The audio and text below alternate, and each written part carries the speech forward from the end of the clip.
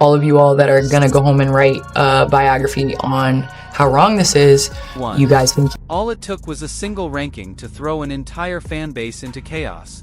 WNBA legend Candace Parker looked at Angel Reese, the self-proclaimed double-double star, and placed her in the C tier. Not elite, not even in the conversation. While Reese's fans were busy hyping her latest numbers, Parker was delivering a reality check no one wanted to accept.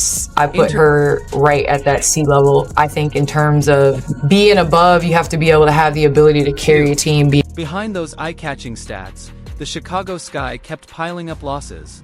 And the more you break it down, the more the storyline falls apart. Double-doubles that shine on the stat sheet, but don't translate into wins. This wasn't just a bold opinion.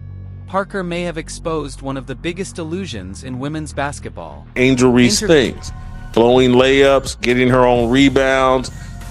They've turned her into a point forward. She had 9 turnovers last night. I think her plus minus was minus 19.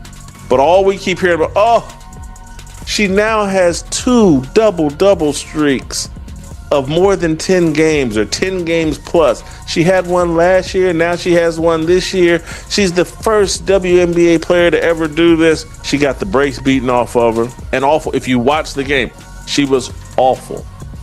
We need to quit celebrating 3. Candace Parker, a 7-time All-Star and 2-time MVP, crossed a line no one else was willing to touch. She placed Angel Reese in the C tier. Not B, not a C. The backlash was immediate. Fans who were used to seeing Reese praised on every sports panel stormed social media, labeling Parker a hater, a traitor, anything to protect their favorite player. But Parker didn't back down. She stood firm as the internet exploded. So why would one of the most respected voices in basketball invite that kind of outrage? The reason caught everyone off guard. Chicago Sky, y'all stink, bro. Y'all, look, there's trash and then there's trash. But Parker's argument had nothing to do with emotions. It was rooted in reality. Unlike the loud voices chasing headlines, Candace Parker's perspective carries weight. She's endured the grind, led teams, and lifted championship trophies. Her point was blunt and unforgiving.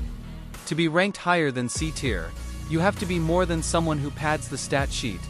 You have to raise your team's level, push through adversity, and make everyone around you better. She's up there with top tier with Asia, Brianna Stewart, the versatility reigning champion from last year. She's got 3 of them things. Caitlin Clark is at an A level.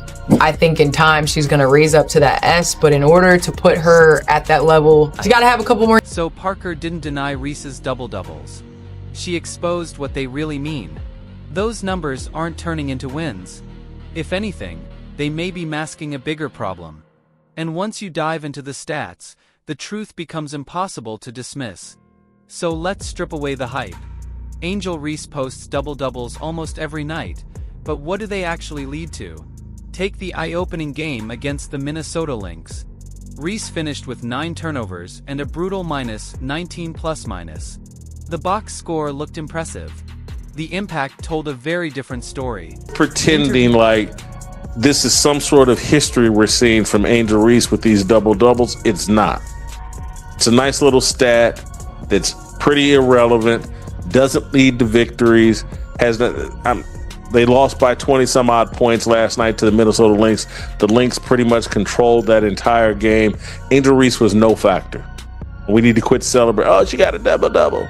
Well, yeah, they kept her in the fourth quarter when they were down by 20, and she, got a bucket or 2 and got to double digits. The stat line looked polished, but the scoreboard exposed the truth. Chicago was blown out by 23. And this wasn't an off night. It was a trend. Game after game, Reese's numbers kept growing, and so did the loss column. Coaches and analysts started to catch on. These stats were hollow. They didn't translate to wins. If anything, they were disguising a much deeper issue. Angel Reese is a 1 or a 2 option. She's not carrying her team to victories, though. She's not carrying her teams to W's, though. We're halfway through the season, and the Chicago Sky are in single-digit.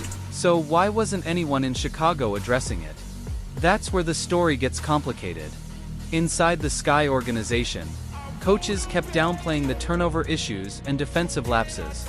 Instead, they leaned on Reese's double-doubles, using them as a shield against real criticism. But behind the scenes, frustration was growing. Teammates watched possessions disappear, chemistry fall apart, and winnable games turn into humiliating losses. One uncomfortable question began to surface. Was the coaching staff more focused on boosting Reese's image than building a team that could actually win? The Callers stood on business today. They destroyed the Chicago Sky.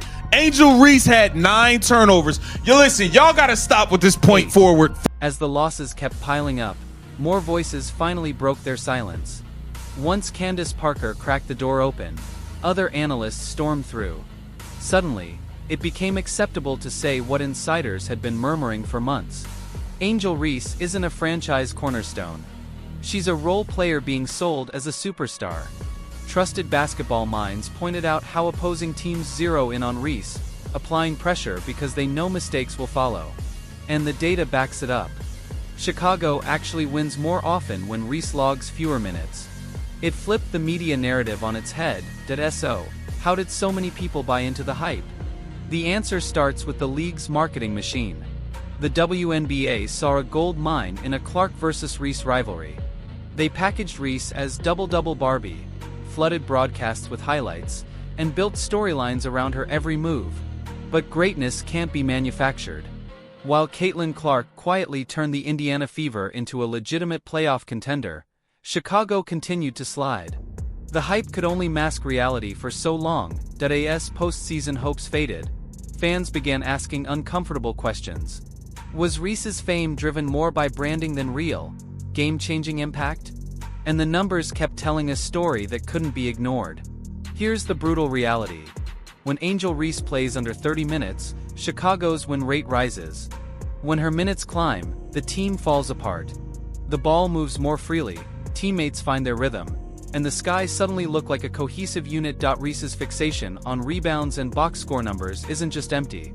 It's costing her teammates opportunities and costing Chicago wins. Across nearly 2 full seasons, the pattern is undeniable.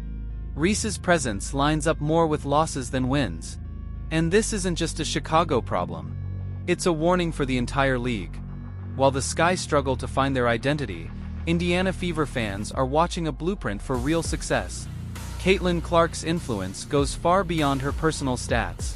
She lifts her teammates, turns role players into threats, and makes the entire team dangerous. That's the difference between a true franchise player and a flashy stat sheet hero. The Fever are building something sustainable, while the Sky remain trapped in a cycle of hype and disappointment. The future of the league belongs to players who make everyone around them better, not just themselves. And that leads to the final uncomfortable truth.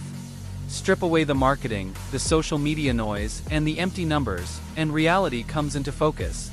Angel Reese's double-doubles don't turn into wins.